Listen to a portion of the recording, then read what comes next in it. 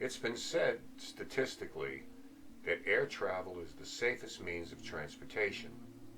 And while they are highly publicized when they do occur, likely due to the high number of casualties, commercial passenger airline crashes are extremely rare. But if sudden traumatic death is indeed a prominent cause of hauntings, it stands to reason then that plane crashes play squarely into that theory. This next story deals with one of the most horrific crashes in United States airline history, and it occurred on a clear Florida night just a couple of thousand feet above its intended destination. And it tells the tale of how an unintended pilot error launched a series of supernatural events that baffled even the most practical and professional of witnesses. Fasten your seatbelts, because this story is extremely strange. 1973, when the captain of an Eastern Airlines flight from Newark, New Jersey to Miami was approached by a crew member to go into first class to have a word with a passenger. But this wasn't an ordinary passenger. It was actually another Eastern pilot who was dressed in full uniform. Because pilots would sometimes travel on another flight to get home after completing their shift, a common practice known as deadheading, this wasn't unusual. Beyond the fact that he was still in full uniform and wasn't listed on the passenger manifest, according to the senior flight attendant, he had behaved rather strangely as he would not respond to her comments or questions, instead staring straight ahead in complete silence. When the captain approached him and recognized who he was gripped by equal parts shock and apprehension as he exclaimed, "My God, it's Bob Loft." The reason for the captain's alarm was well-founded, as Captain Bob Loft had died months earlier.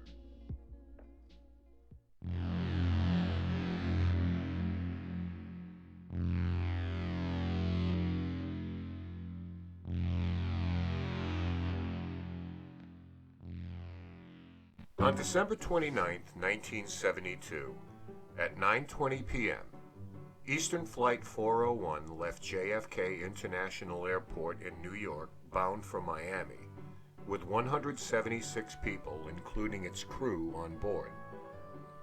Because of a harsh winter storm hitting New York City, 65 people were forced to miss the flight because of severe travel conditions.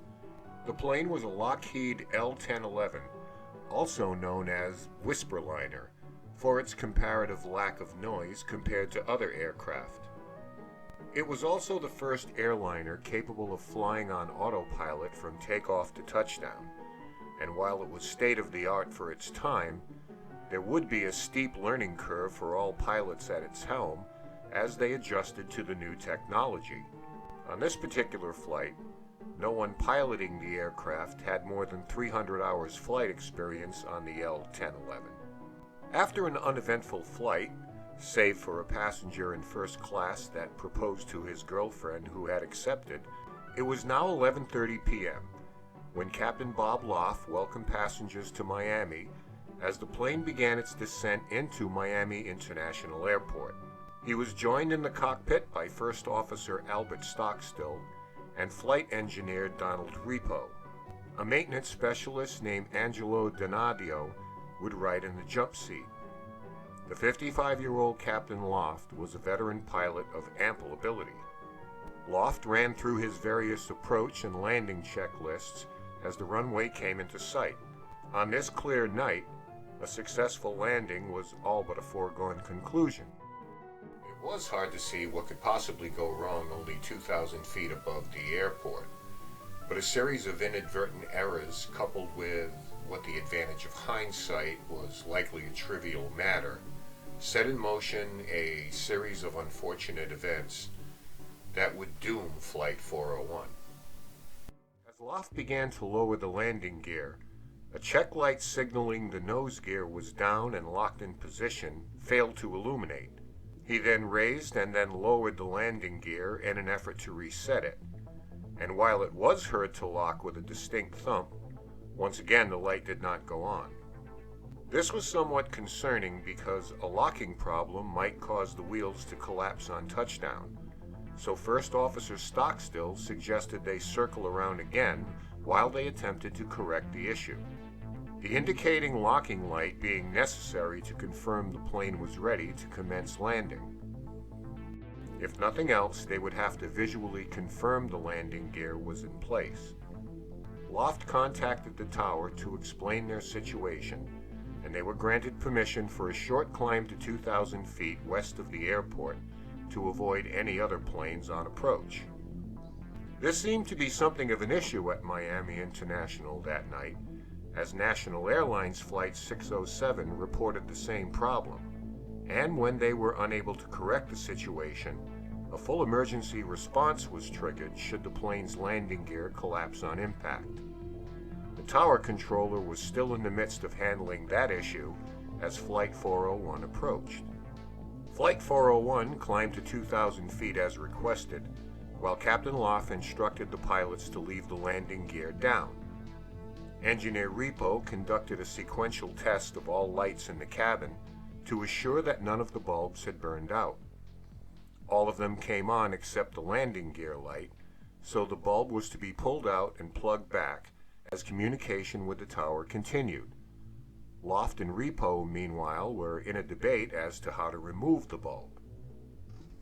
The plane was set to autopilot to hold its altitude above the airport, and could just be turned to a new landing heading by entering that which was to be given by the control tower.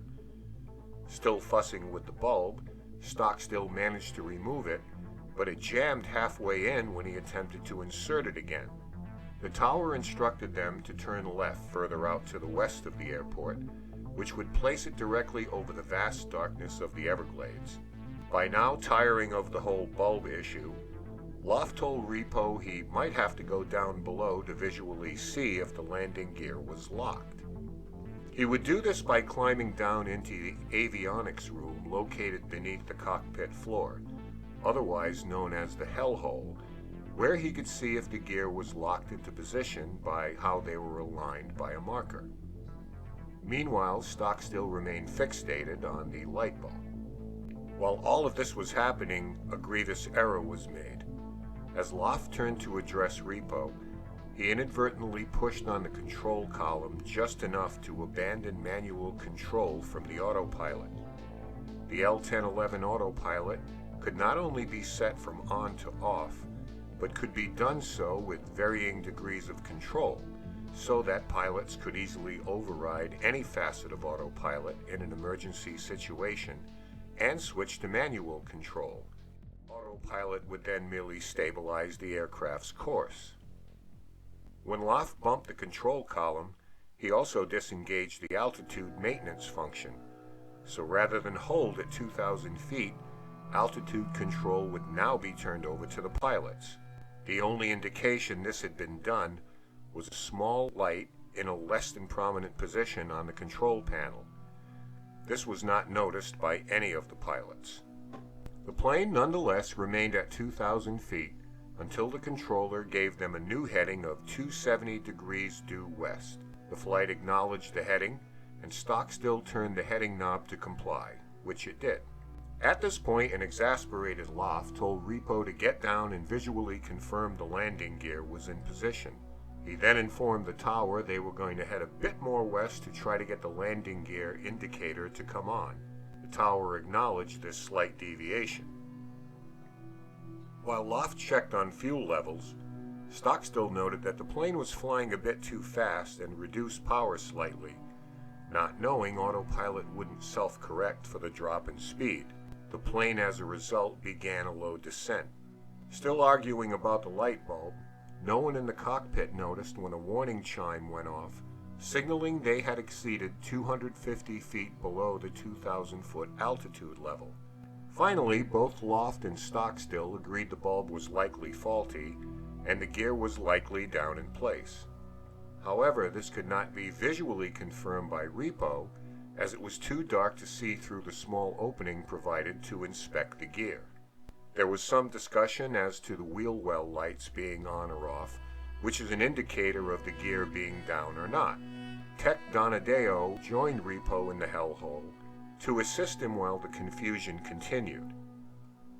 At this point, the earlier National Airlines flight had landed safely, and the tower turned its full attention back to Flight 401. When the controller checked his radar system, he noticed the plane's altitude had dropped to 900 feet. Knowing that at times readings may need a couple of passes to self-correct, he called the cockpit to check on things, and this is when Loft requested they be allowed to return to the airport.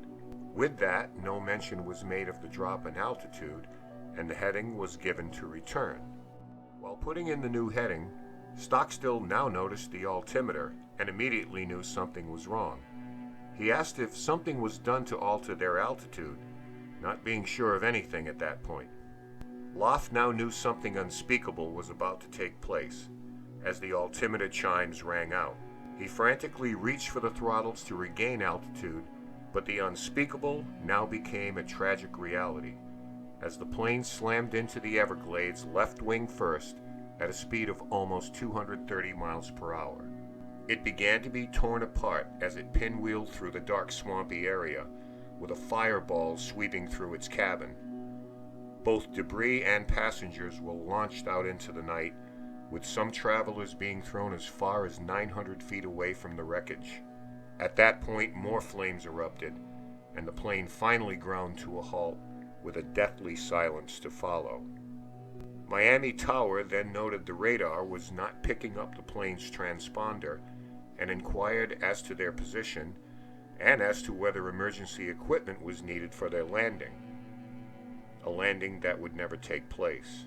It was then that National Airlines Flight 611 delivered some chilling news to the tower. They had just witnessed a huge explosion out to the west of the airport. Survivors of the crash ranged from people still strapped in their seats with no walls or roof on the plane remaining around them, to others who were thrown from the crash suffering significant or fatal injuries.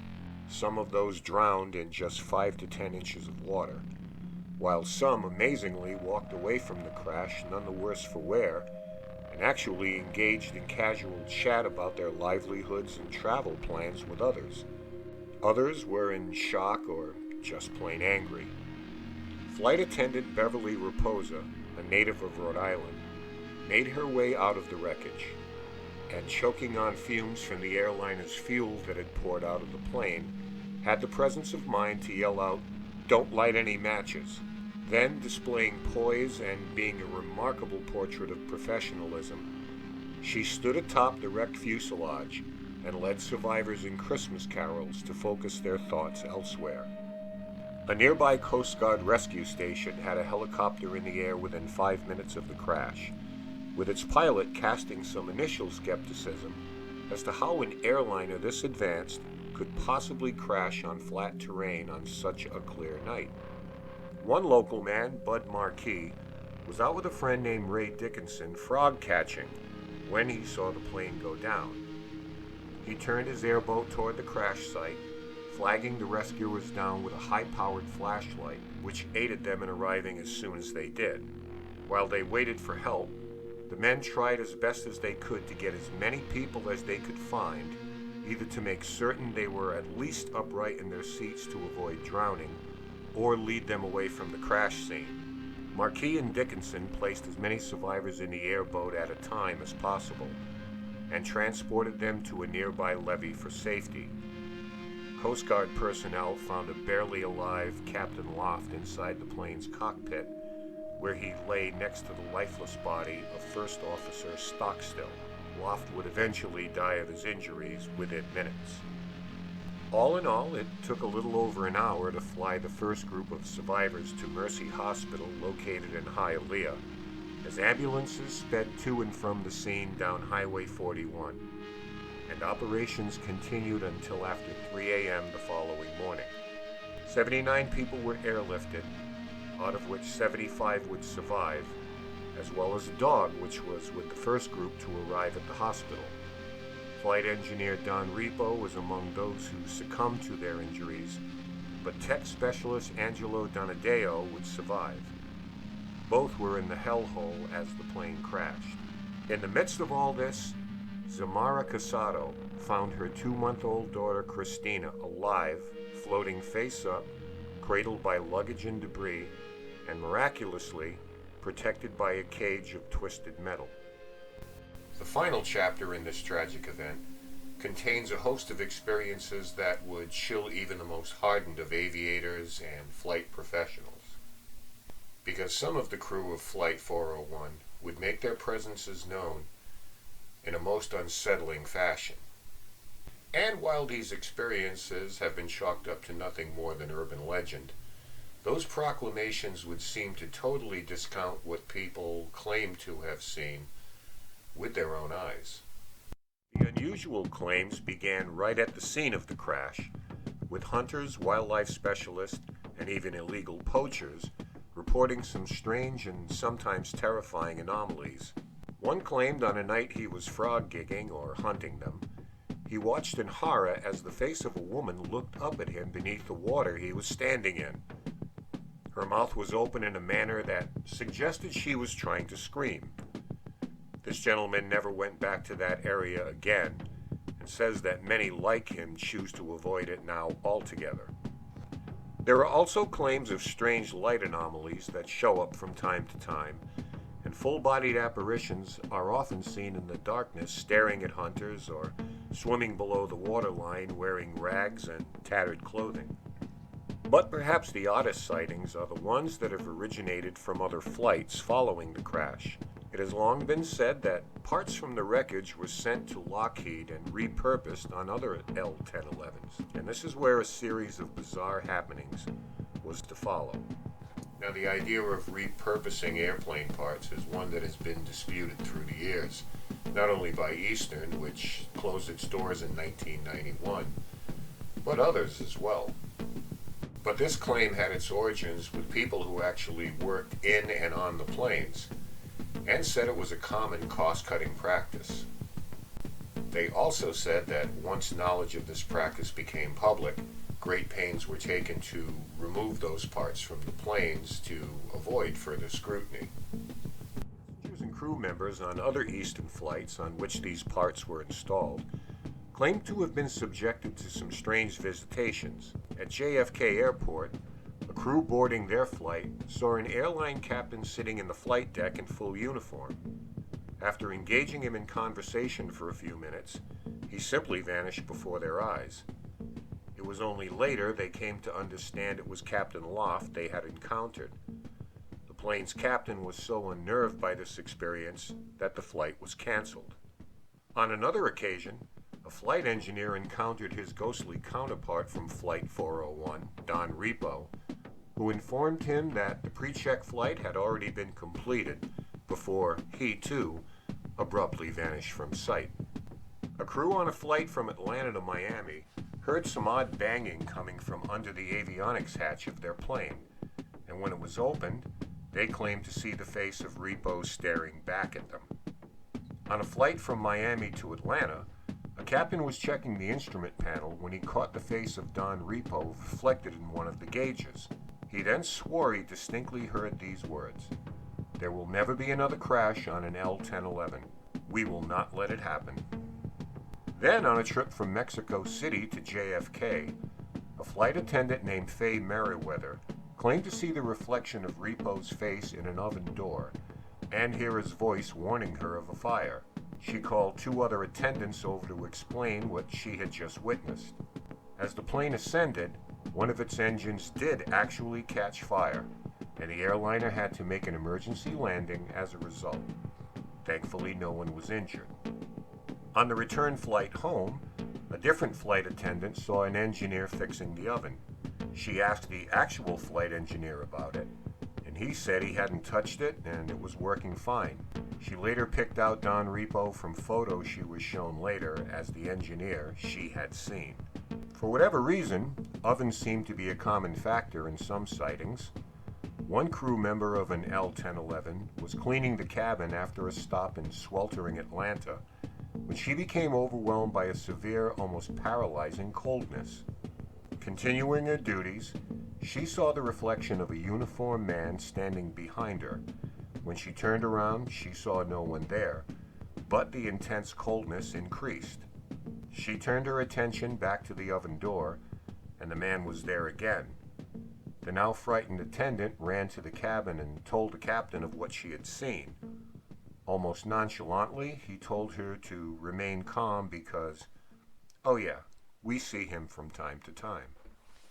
One quite notable claim involved the vice president of Eastern Airlines flying first class, seeing Captain Loft sitting in a plane's cockpit before takeoff from JFK. Assuming he was flying the plane, they had a nice chat before he realized who he had actually been speaking to. He rushed to a crew member to express his doubts about having a safe flight, and a complete check of the plane revealed no one else beyond the crew had been on board. Many of the salvage parts were fitted onto aircraft 318, another L-1011 in Eastern's fleet, so it's not surprising that many ghost sightings occurred on that particular aircraft. The sightings aren't limited to crew members, though. Like the time several caterers who were loading Flight 318 suddenly were spotted fleeing the plane and refusing to get back inside. When approached about this, they claimed the flight engineer was seen standing in the galley, who then disappeared right in front of their eyes. One passenger was seated next to an Eastern pilot, which in itself is not unusual. But what was unusual was when he appeared to be ill, she called over a stewardess only to watch in astonishment as the pilot vanished before she arrived. The same thing happened to another passenger, and when she saw the pilot was unresponsive, she began to become anxious, even more so when he too suddenly dissipated into thin air. Both women independently were shown some photos by a now savvy airline staff, and both picked out the same man, Don Repo. An original floorboard from Flight 401 rests in the archives at History Miami in South Florida. Many believe that the piece is cursed. Parts of Flight 401's ruins can also be found in Ed and Lorraine Warren's Occult Museum in Monroe, Connecticut. The investigators were particularly fascinated by the various accounts of hauntings within planes that contained pieces of Flight 401. And it wasn't just passengers that were reporting these creepy encounters. It was pilots, flight crew, ground crew, and at least in one case, an airline executive. And some of them waited until retirement to do so as not to jeopardize their employment or their pension with the company. This was actually considered an open secret within the industry in the 1970s. So why the fear of reprisal? Why do you think? There were more than 20 incidents where witnesses reported seeing some form of ghostly presence, hearing unexplained voices, or experiencing feelings of discomfort that were the direct result of encounters with the crew of Flight 401. These became so widespread that in 1973 a report addressing them was published in the U.S. Flight Safety Foundation newsletter, which read in part, "The reports were given by experienced and trustworthy pilots and crew. We consider them significant. The appearance of the dead flight engineer, Repo, was confirmed by the flight engineer. This was mainly in response to the great number of crew members documenting these experiences in their flight logs. As you can imagine, Eastern Airlines had a much more direct and aggressive response to all of this. It's been said all logbooks were removed that bore documentation of ghost sightings, and they ultimately warned employees that further discussion of the topic may result in their dismissal. Eastern's CEO and former Apollo astronaut Frank Borman labeled the reports as, quote, garbage, and insisted at no time were spare parts ever reused in another aircraft. Eastern's public relations representative, Jim Ashlock, claimed the stories were all made up and the airline never hid flight logs or threatened employees. It was also pointed out that a 1973 Flight Safety Foundation article, which recounted the story of a pilot whose plane encountered engine failure, joking that he saw the ghost of Don Repo, was taken out of context, and what was originally just a form of gallows humor was taken far too seriously, and a sort of mass hysteria resulted. It also stated there was no evidence of reusing parts on other planes, despite insistence to the contrary by others within the company. Simply stated, it was abundantly clear that Eastern wanted no part of being portrayed as a haunted airline and wanted to begin the process of putting Flight 401 behind them. One side note to the alleged haunting was a story told by Don Repo's son Jay, who claimed his father visited him on his own wedding night.